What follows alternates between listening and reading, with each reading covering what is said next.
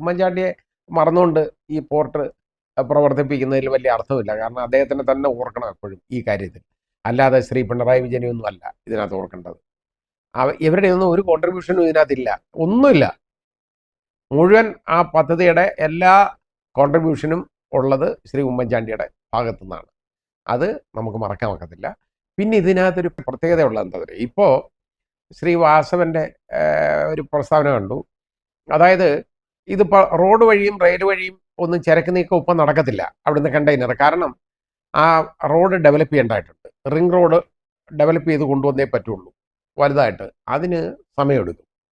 അതേപോലെ തന്നെ റെയിൽപാത അവിടെ വേണം. കാരണം റെയിലിലൂടെ ഇത് കടത്തണമെന്നുണ്ടെങ്കിൽ, ഇത് കൊണ്ടുപോകണമെന്നുണ്ടെങ്കിൽ അത് വേണം. പക്ഷെ ഇതില്ലാതെ ഇത് ഒരിക്കലും ലാഭകരമാകത്തില്ല. ഇപ്പോൾ ഉള്ള ഉദ്ദേശം എന്താണെന്നറിയാം, ഇതിനൊന്നും വലിയ മാർഗമില്ല, അതൊന്നും ഇപ്പം അങ്ങോട്ട് നോക്കുന്നില്ല അതിനെക്കുറിച്ച്. അതൊക്കെ എന്തെങ്കിലും റോഡുണ്ടായി, റെയിലുണ്ടായി. ഇത് ട്രാൻസ്ഷിപ്മെന്റ് ടെർമിനൽ മാത്രമായിട്ട് മാറ്റാനുള്ള ഒരു ഉദ്ദേശമാണ്. കടലിലൂടെയുള്ള ചരക്ക് നീക്കം. അതായത് ഇതിലെ മദർഷിപ്പിൽ കൊണ്ടുവരുന്ന സാധനങ്ങൾ ചെറിയ കപ്പലിനകത്ത് കയറ്റി വേറെ കൊണ്ടുപോകാം.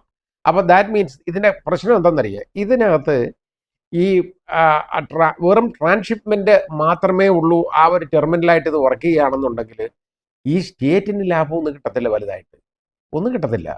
അതിനകത്ത് ആ പോർട്ടിൻ്റെ ചെറിയ ആദായം അത് മാത്രമേ ഉള്ളൂ. ആ പോർട്ട് ഉപയോഗിക്കും. ഇപ്പോൾ നമ്മൾ എയർപോർട്ട് യൂസർ ഫീ എന്ന് പറയുന്നില്ലേ, എക്സാക്ട്ലി അതുപോലുള്ള യൂസർ ഫീ അല്ലാതെ വേറൊന്നും ഇതിൽ നിന്ന് കിട്ടാനില്ല.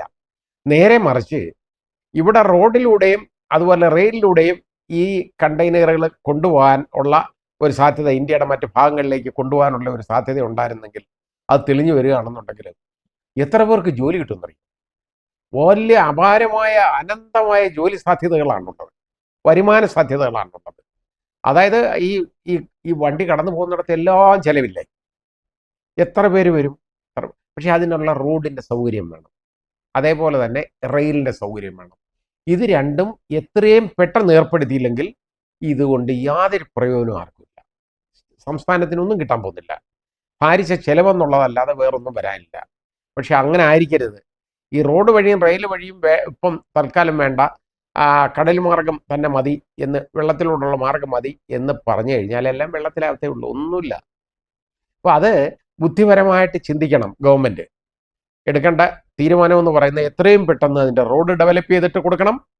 കാരണം റോഡിലൂടെ ആ ഗതാഗതം അതങ്ങോട്ട് തുടങ്ങിക്കഴിഞ്ഞു കഴിഞ്ഞാൽ ഇവിടെ വലിയ വരുമാനമാണ്. പല മേഖലയിൽ വരുമാനം വരും, എല്ലാ മേഖലകളിലും. കാരണം അവിടെ ഇത്രത്തോളം വാഹനങ്ങൾ വരുന്നു. ആ വാഹനത്തിൻ്റെ ചെലവ്, അതിൻ്റെ ഇന്ധന ചെലവായാൽ പോലും അതിൽ നിന്ന് സർചാർജ് കിട്ടും.